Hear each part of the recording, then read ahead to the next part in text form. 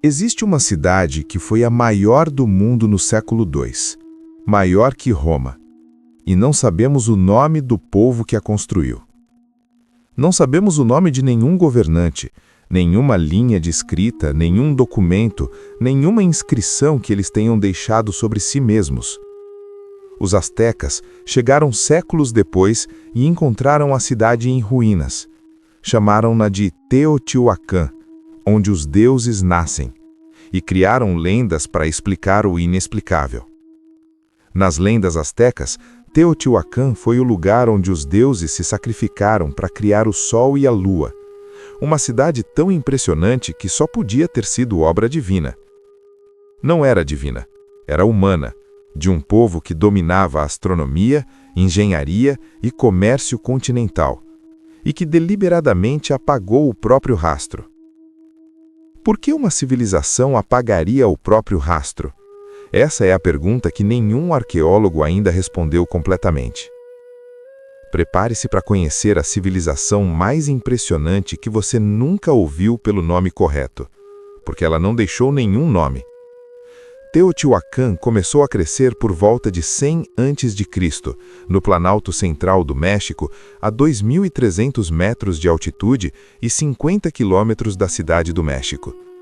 A cidade cresceu em torno de uma caverna natural sagrada, mas sobre isso falaremos em outro momento. Antes, precisamos entender quem veio morar aqui. Os primeiros habitantes eram provavelmente migrantes expulsos pelo vulcão Chitli, que entrou em erupção por volta de 100 d.C., destruindo regiões ao sul. Esses migrantes chegaram a uma cidade em formação. Vieram outros ao longo dos séculos, de regiões maias, de Oaxaca, do Golfo. Teotihuacan era multicultural.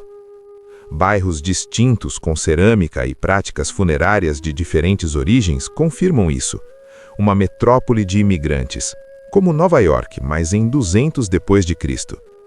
No auge, entre 400 e 550 d.C., a cidade tinha 125 mil habitantes, era a sexta maior do mundo.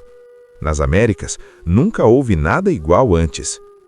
Para alimentar 125 mil pessoas no Planalto Árido, desenvolveram irrigação, terraços agrícolas e armazéns sofisticados. Engenharia alimentar em larga escala. O diferencial de Teotihuacan não era apenas o tamanho, era a organização, planejada em grid antes de ser construída, com precisão que perturbou os arqueólogos modernos. A Avenida dos Mortos, nome errado dado pelos astecas, tem 4 quilômetros de comprimento e 40 metros de largura, o eixo central de uma cidade planejada como instrumento. Instrumento de quê? De astronomia, religião e poder ao mesmo tempo. E a resposta está na orientação da avenida, que não aponta para o norte geográfico. Se essa história está te prendendo, se inscreva no canal História Enterrada e ative o sininho. Toda semana uma nova camada é removida. A avenida aponta para o norte magnético do campo terrestre de 100 d.C., não o de hoje. A cidade foi orientada pelo campo magnético da época de sua construção. Isso exige conhecimento sofisticado de astronomia e medição. Confirma que Teotihuacan não cresceu aleatoriamente, foi projetada com precisão antes de ser erguida. Ao longo da avenida ficavam os templos e plataformas cerimoniais. No restante, os conjuntos habitacionais onde vivia a população em torno de pátios internos. Cada conjunto habitacional tinha dezenas de cômodos em torno de pátio interno. Abrigava entre 60 e 100 pessoas do mesmo grupo familiar ou ofício. As paredes eram cobertas de pinturas murais com pigmentos vivos, vermelho, azul, amarelo. Deuses, animais, rituais e cenas cotidianas em escala monumental. Nessas pinturas, nunca aparece governante individual, cena de conquista ou nome. A arte de Teotihuacan é deliberadamente impessoal e coletiva. Diferente dos maias contemporâneos que registravam cada governante com nome, data e conquistas, Teotihuacan fez a escolha oposta, o anonimato total. A economia era baseada em obsidiana. Teotihuacan controlava as melhores fontes do México Central e produzia ferramentas em escala industrial para a exportação continental. Obsidiana era o material mais valioso da Mesoamérica, mais cortante que qualquer metal, usada em cirurgias, sacrifícios e armas. Teotihuacan tinha o monopólio. Esse monopólio gerava poder político. Cidades que queriam obsidiana precisavam manter relações com a metrópole, uma economia de dependência que alcançava toda a Mesoamérica. A influência chegava aos maias a 1000 quilômetros. Governantes maias adotavam iconografia e rituais teotihuacanos para legitimar seu poder diante do próprio povo. Em 2025, um túmulo em Carol, Belize, revelou lâminas de obsidiana verde teotihuacanas. A influência da cidade alcançava centenas de quilômetros além de seus muros. Mas quem controlava esse império econômico? Quem tomava as decisões? Quem ordenava as construções?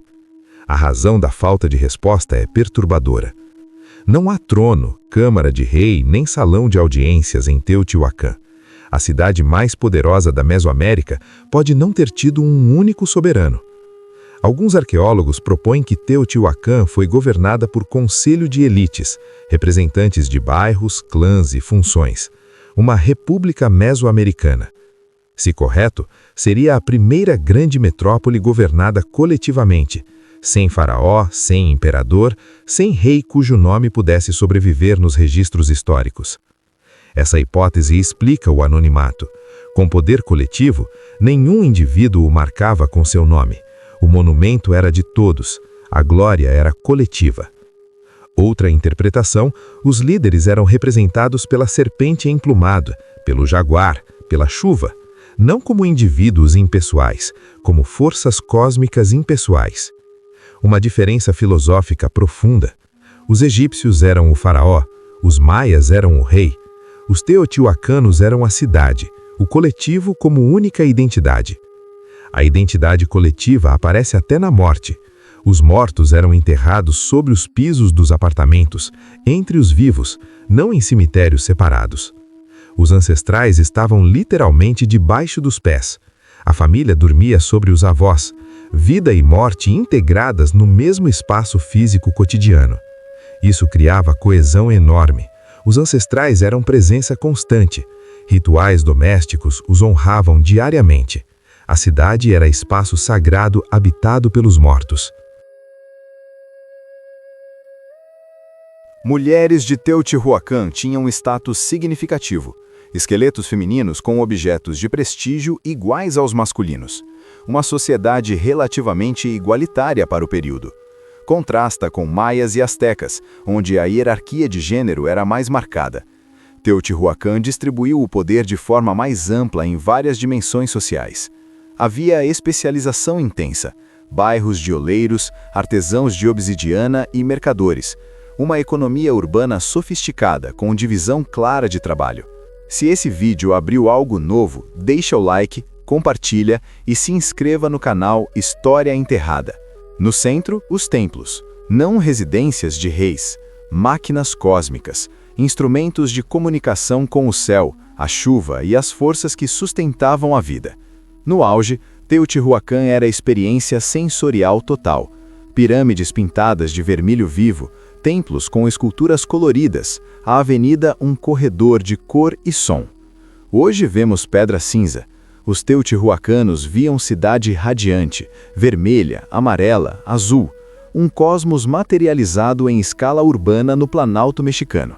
A Pirâmide do Sol, 65 metros, base de 220 metros, foi construída em uma única fase, sem adições posteriores, planejada inteira antes de a construção começar. 2 milhões de toneladas de pedra movidas com ferramentas de pedra e osso, sem metal, sem roda, sem animal de carga. Engenharia de precisão colossal. A pirâmide da Lua é menor, mas mais elaborada, com câmaras internas, sacrifícios rituais e objetos de jade ligados ao mundo aquático subterrâneo. Entre as pirâmides e ao longo da avenida, dezenas de templos, plataformas e pátios. Uma paisagem urbano-religiosa sem paralelo na história das Américas.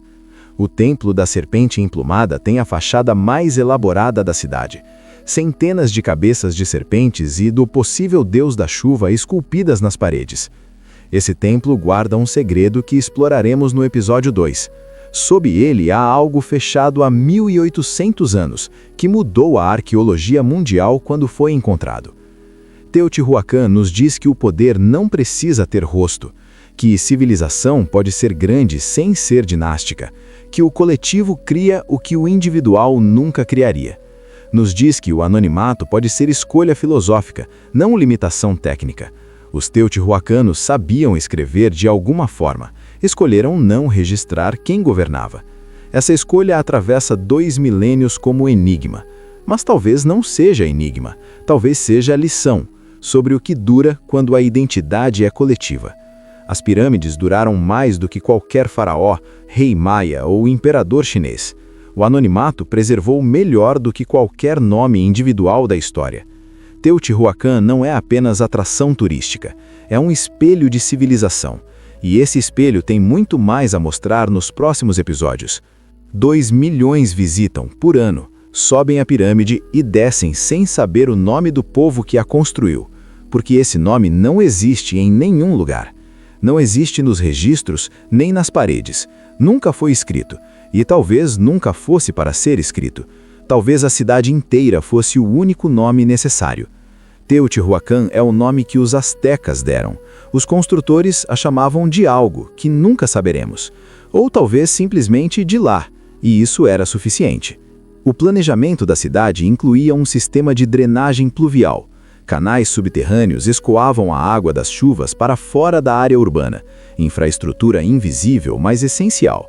A tecnologia teotihuacana incluía o concreto. As plataformas eram construídas com núcleo de concreto e revestimento de pedra, uma tecnologia que o Ocidente sistematizaria séculos depois.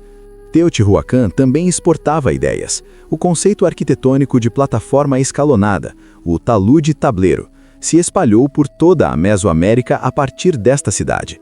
O talude tableiro aparece em sítios maias distantes, em Oaxaca, no Golfo. Onde há influência teotihuacana, há esse padrão arquitetônico, um código visual de poder disseminado pelo continente. No episódio seguinte, descemos fundo, literalmente, para um túnel fechado há 1800 anos, que revelou segredos muito maiores do que qualquer arqueólogo esperava. Inscreva-se no canal para não perder o episódio 2. A série está apenas começando, e cada episódio deixará mais perguntas que respostas.